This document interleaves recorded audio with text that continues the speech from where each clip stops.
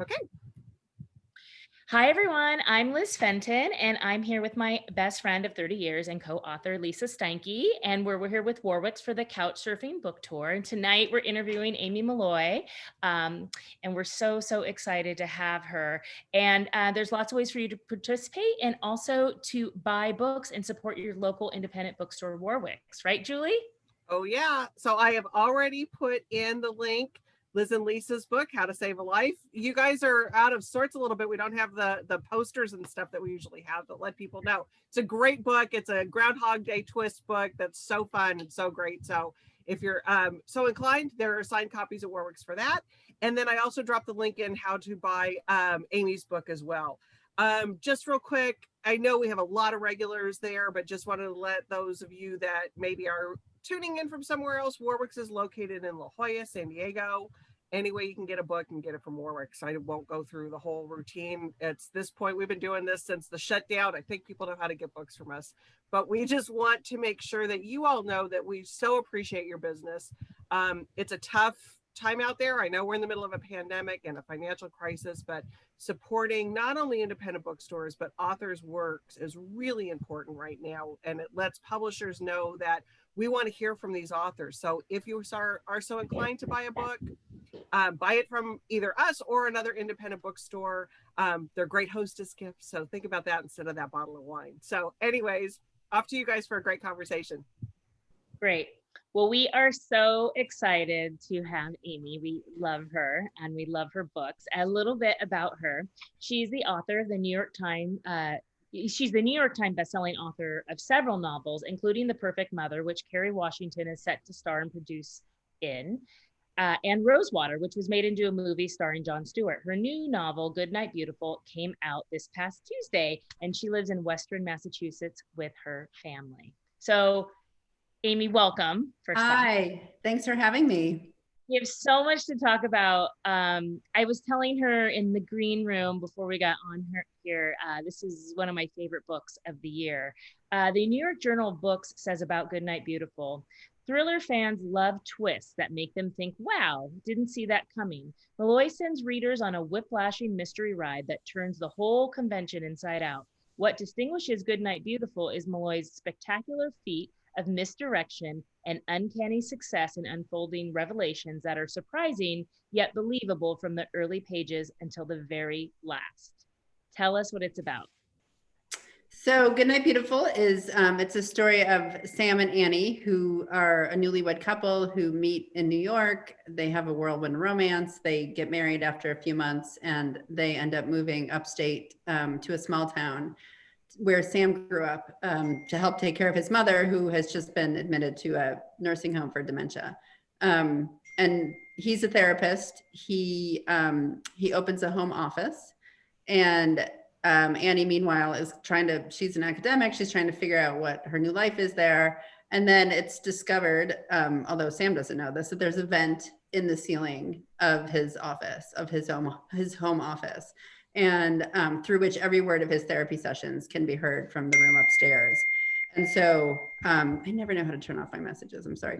But so, the question is, like, if this was you, if you had found this vent into a therapist's office of somebody you loved, would you listen or not? And so in this case, listening does ensue, and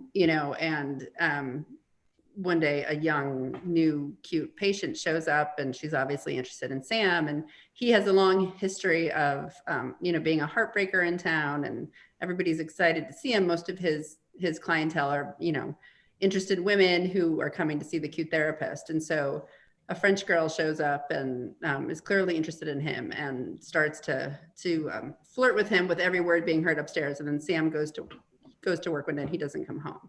And so the book sort of becomes about, like, the missing husband and the search for him. And did he leave, or was it something else that's going on?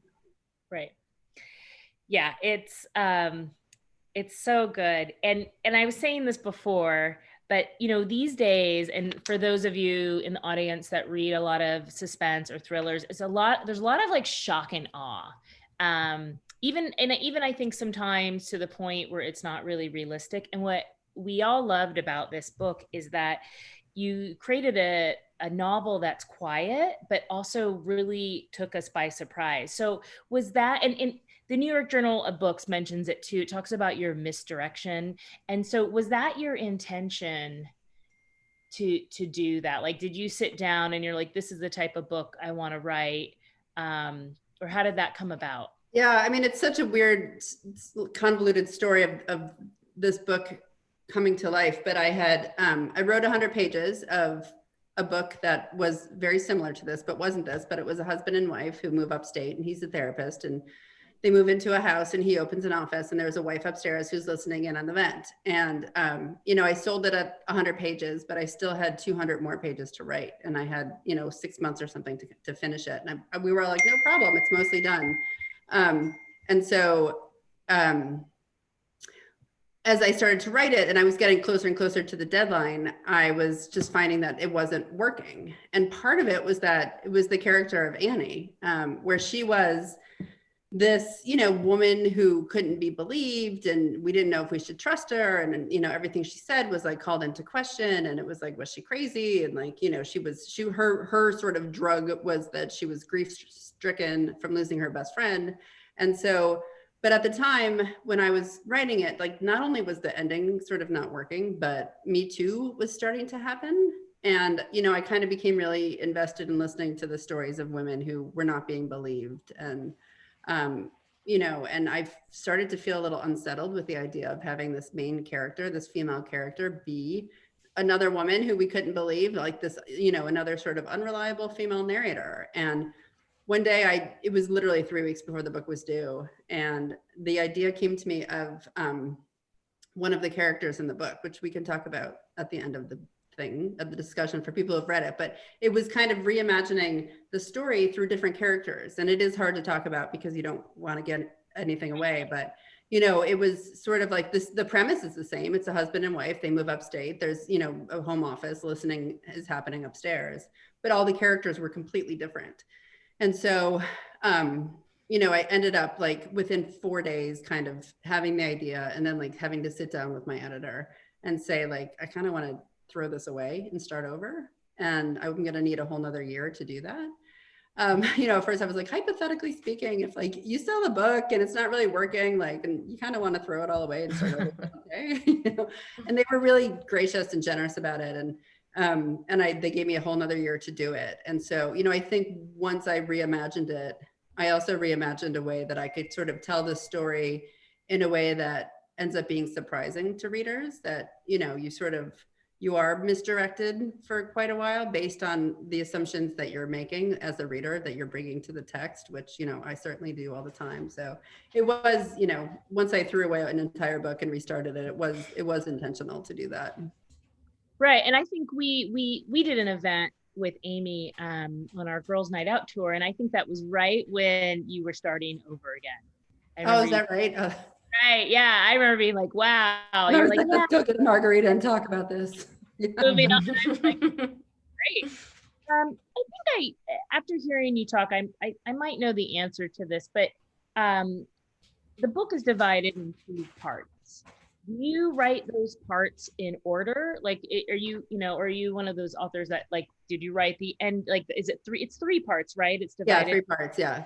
Right. Like third part first, when you're redoing it, or how did that work for you? Yeah, I did. I mean, this one, because the plotting was really complicated, it's sort of like in every chapter I had to keep straight, like, what does Sam think? And what does Annie think? And like, what does Sam think Annie thinks? And what does Annie think Sam thinks? And like, what does the reader think? And like, what do I want everybody to be thinking? And so there was a whole bunch to kind of juggle with it. And so it really like broke my brain, like, for a while. And so I did write this kind of very methodically, and was having a lot of readers along the way who knew what all the twists were, who could write a flag, like even this one word here, I think it's like you're giving away too much.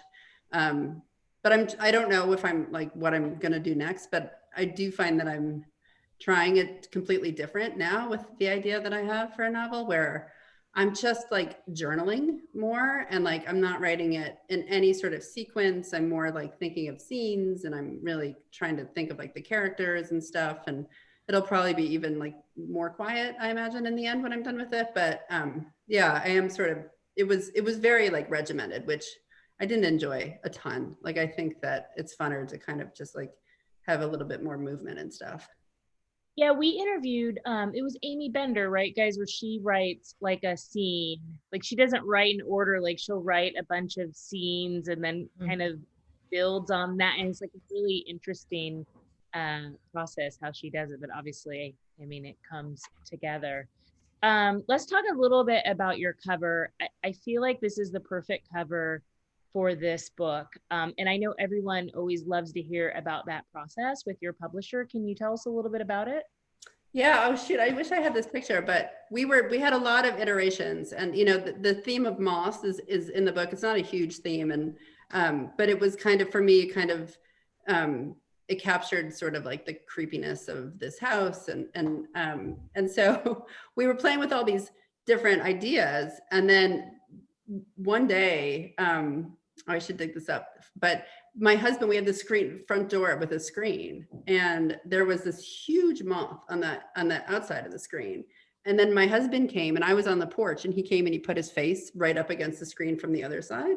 And I took a picture of it, and it was super creepy. It was like this big moth and then this kind of weird face. Not that my husband has a weird face, but you know, behind the screen. And so I sent it to my publisher, and I was like, can this be the cover? Like, I really wanted to be like my husband's kind of creepy looking face, like behind this moth. And they said no, but it did like lead to, you know, kind of making a moth like more, you know, prominent in the cover of the book, which I love. And we gave it to this designer, Jaya Misali, who did the cover of Perfect Mother, which I, you know, completely adored. And so she seems to make magic with this kind of stuff. Yeah, I loved the cover for The Perfect Mother as Yeah, well. I love that cover too. Yeah. Is it the same publisher for both books? Yeah, it's Harper. Yeah. Oh yeah, they do a good job with covers. Those really excellent covers. And so let's talk title. I mean, also, you know, plays a role in the book. Was that always the title? Do you like to have titles before you start writing, or do you write like untitled, or what's your story with titles? Yeah, the title for this one just like killed us. For me, it was the book was called Sweetie, which I still love, but it was you know, it was like the term of affection between Sam and Annie in the book, and you know, it's sort of, I think it conjured a lot, like, you know, like affection, and like, you know, like it's girly, and it's, you know, there's some, I feel like even like you could read gender into that a little bit. And you know, this book I think talks a lot about like the difference between like what we expect of men and what we expect of women, but nobody liked it, and so I was always like fighting for that title. And then I don't know, we went through so many iterations of it that I think it was, I have a bunch of author friends who are very generous with their time, and like, you know, will constantly go back and forth with me on texting about like, what about this? What about this? What about this? And I can't remember whose idea it was with the title, but as soon as I sent it to the team, everybody was like, oh, that's it. You know, and I like it because you're kind of like, I don't even know what it means really, but I do think it fits nicely. Yeah, and it really has you thinking when you see it. You're like, what does that mean? Good night. He says it. Why are they saying it? What's going on? Like, I think that's what you always want with a reader, just to be curious when they hear the title. Like, what could that mean? I think it's nice to like leave it open like that, you know? Yeah. There was one reviewer who was like, you know, I'm a big romance reader, and I thought that this was a romance novel. And she was like, this is not a romance novel. Look at the cover, it's not I mean, that would be, I was like, let's trick all the romance readers to come into this book, and they can be like, no, I'm not giving her that one. This is clearly not a romance novel. So obviously, I think the book reads like a movie, and is the book option? Do you have like movie or TV news on that? Or no, I mean, the thing with like this first iteration of the book which was called The Hiding Place. Like it was so, because I actually sold the rights to that book to the girl on the train team, which was, you know, sort of like a dream, including the screenwriter, who I am a big fan of. And then, you know, so when I decided to kind of throw it away, I had to actually go to them as well and say like, sorry, like we're not doing this. And so they, you know, they tried to make something of it, and they didn't. But we are like, we're in the process now of talking to some film people who have interest. You know, and again, like without spoiling the book, but it's a hard, I think it's cinematic, but it's a hard, it could be a difficult It movie. would have to be done just right, but I think if Yeah. it was done just right, it would be amazing. And I'm like, I actually, for the first time, like I'm trying to be the person to adapt it if we do a screenplay, which I've never written a screenplay before. And I didn't think I was going to have interest in that, but with this book, You should yeah, I think it would be really fun to adapt this one. Oh yeah, and I think you should be the one to do it. Do you? Absolutely. Come on these calls with me, because I'll be like, I don't know what I'm doing. Do it. I decide, and they're like, fine, right? Like, I have no idea. Flying around my office, it keeps landing. If you see me go like this, Is it the fly? No. Well, it is. He's coming to tell. He's heard some things. He's coming to talk to me. Now he's getting ready for the debates tonight. Yeah, it's right here. Just on. Wouldn't that be funny? Like get like a fly headband. So I mentioned in your bio that The Perfect Mother is being adapted with Kerry Washington producing and starring in. What's the? I know with COVID everything's been up in the air, but can you give us any updates on that? No good updates on that. It was so it was this amazing team. Kerry Washington was going to produce and star in it, and then COVID kind of shut everything down. And but seeing what she's done with Little Fires Everywhere and that, I'm just fingers crossed that something will come of that, because she's that whole team is so genius. Oh yeah, I mean it's in very, very good hands. Yeah. Okay, so I was Google stalking you today, and I was reading the transcript of an interview you did with Zibby Owens for The Perfect Mother, and I thought this was a really great story, and I'm going to ask you to tell it, but how you acquired permission from Billy Idol to use the lyrics for Rebel Yell in The Perfect Mother. And why I find it interesting is we just had a book come out where like the title, it's about a song by The Fray. And man, I tried so hard. Like I have like cousins who are like in a pretty rock band. Like we tried to get to The Fray and we could not get to those lyric permission. So maybe tell everyone like why that's important to get the permission, and then tell that story because it's really cool. So it's funny, I forgot about this, but so part of this, the Perfect Mother, it's about a bunch of new moms go out to a bar, and it's the first night away from their babies. Their babies are like 8 weeks old, and of course like they're having so much fun and they're drinking too much, and Rebel Yell by Billy Idol comes on, and they kind of one of them gets on the chair and is like, the lyrics are, in the midnight hour you want more, with the Rebel Yell you cry more, and it was like they were like, yes, this is the anthem of motherhood, like this constant like demand on us even in the middle of the night, which obviously is not really what the song is about. But so to me it really encapsulated like this scene at the bar, and I had listened to the song a ton when I was like writing this scene that's like very unsettling and chaotic. And so of course the editor was like, it's very expensive to reprint lyrics in a book, which, it should be like somebody wrote those words and you can't just reprint them. And so she's like, you got to cut it. And I really didn't want to cut it. And so I ended up just Googling Billy Idol's manager, and he has this big website, and, and it was like, for talent, like contact this person. And I wrote him an email and I was like, hey, here's the situation. Like, I am a debut novelist. This is like, I'm really excited about this. These lyrics are a big part of one chapter of the book. And is there any way that I could either pay you a nominal fee or just like, will you let me use these lyrics? And I remember actually I don't know if I told this part of the story, but I remember right now where my phone broke, and it was like, did I tell you? So it was like a couple days later. I read about it, but this is good. So tell them.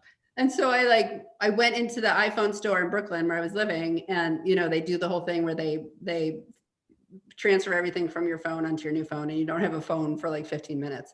And then when I got my new phone back, I turned my phone on, and he's like, check everything and make sure it's okay. And I look, and there's an email from Billy Idol's manager saying, yeah, like you can use those lyrics. Just send us what you want to use. Like send us the excerpt of it.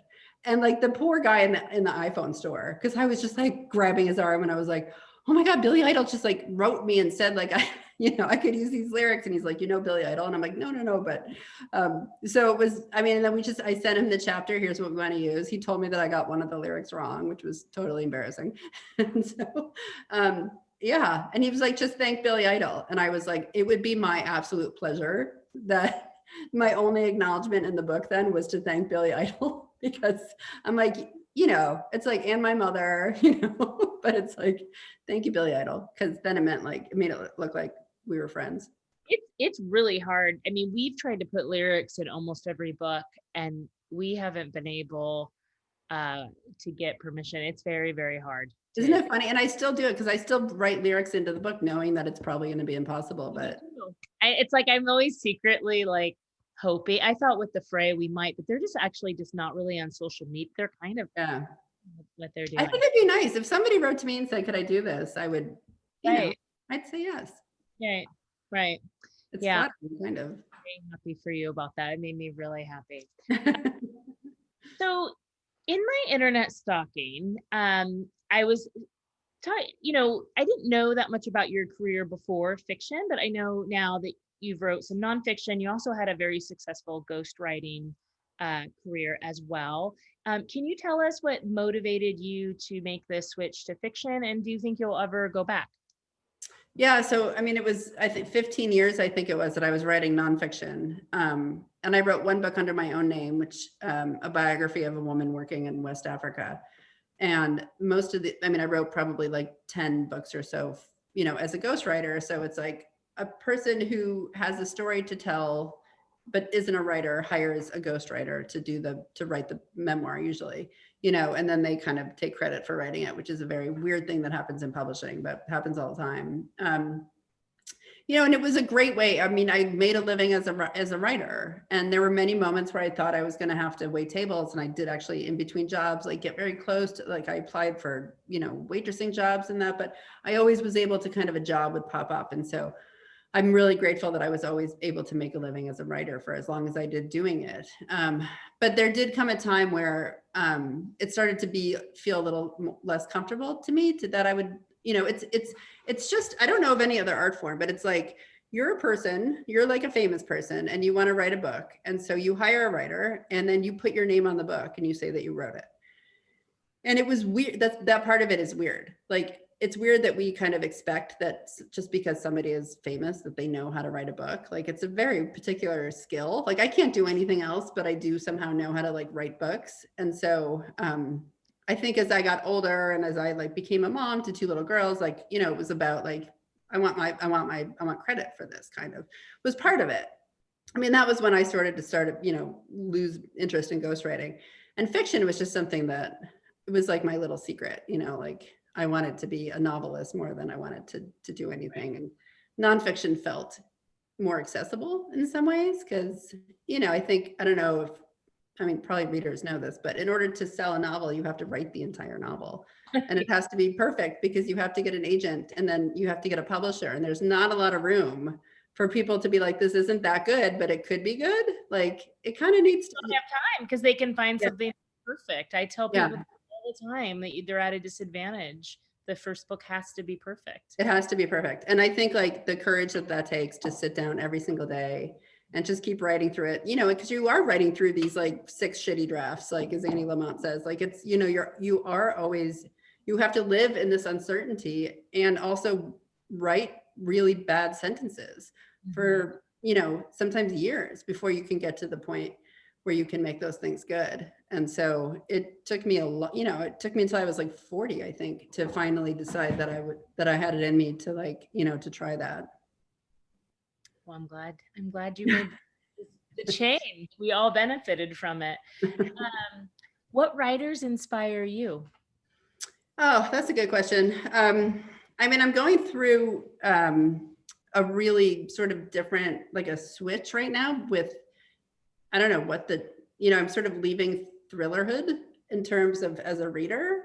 I've never read Elena Ferrante, weirdly. So I just got her first book in the trilogy. Sally Rooney has like overtaken my life these last like couple weeks.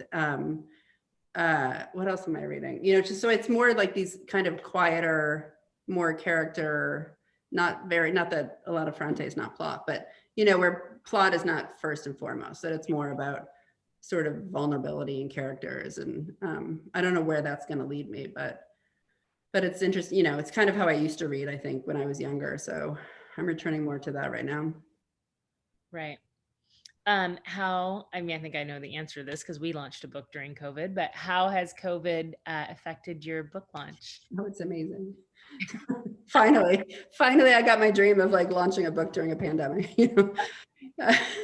I mean, in one way, it's like, I mean, I was sort of saying to you earlier, like, you know, it's such a small cruelty in this, all the terrible things that are happening. But, you know, it's like, I think part of celebrating the hard work when it's done is an important part of the process of writing it. And, you know, I think the funniest part was that this book was really difficult for me to write in many ways. And I think a lot of it is like, you know, the characters all in their own way experience some pretty significant trauma. And so it felt like I was living in that trauma for a couple of years and, you know, really felt very deeply about these characters.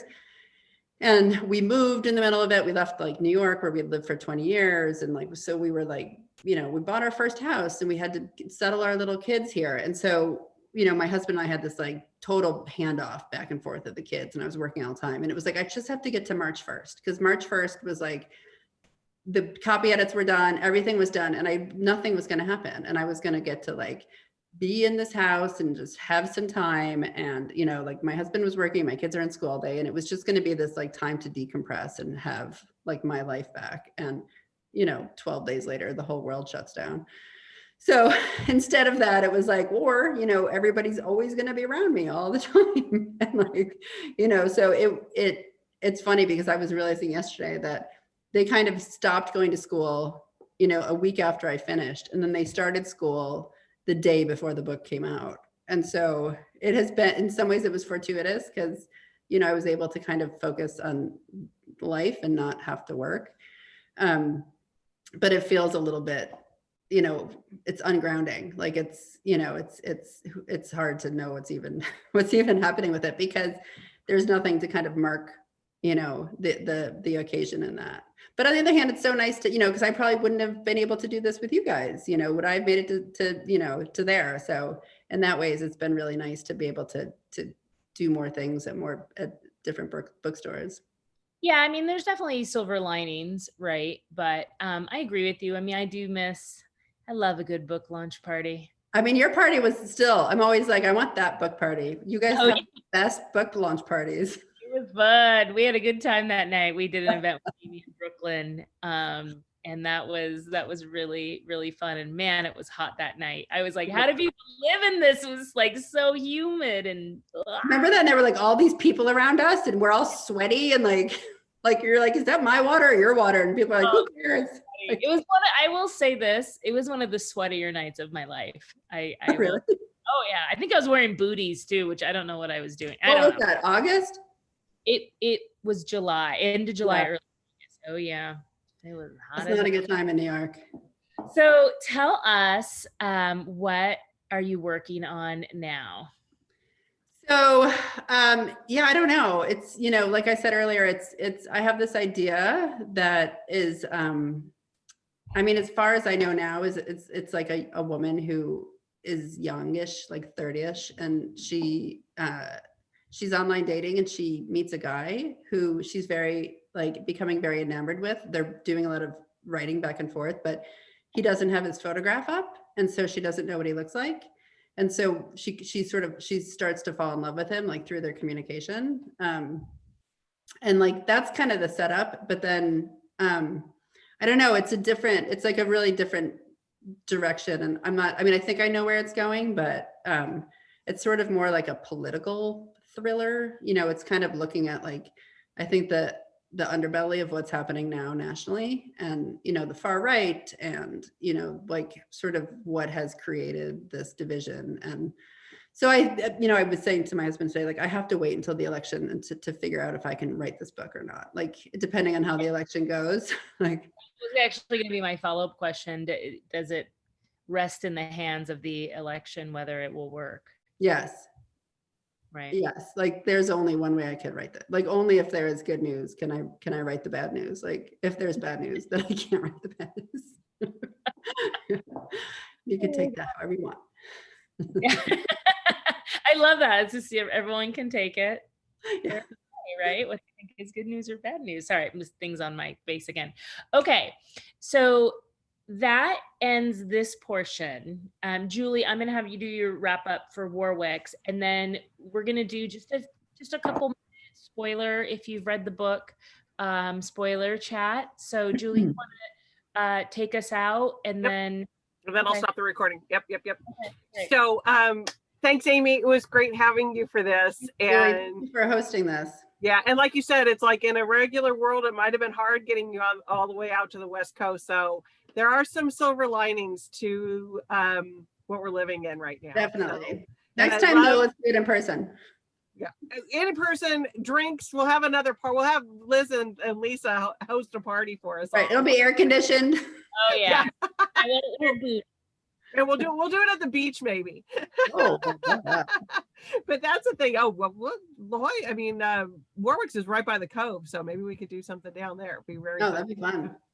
And you are the master of not spoiling anything, because I love the way that you describe the political book, and it's just like that could go either way. So you are a master of this. Of that. I love it. So thank you everybody for joining us again. Support Warwick's, support authors. We look at the Warwick's webpage. Aimee, just real quick for you, Aimee, what's your best way for people to get in touch with you as far as like finding out what you're doing? Do you have a website or? Yeah, it's well, I have my website is aimeemolloy.com. And then I'm on Instagram at aimeemolloy718. Okay. And then Liz, you guys are at lizandlisa.com for people to find everything about you? Yep. Instagram, Lisa and Liz. Okay. And Lisa Stanky. Perfect. And then Warwick's, come visit our website. We have got some great things still coming up for the year, and I'm already starting to plan 2021. So there's lots of good stuff in store. So with that, I'm going to stop the recording. So thank you and good night, everybody. So let's see there.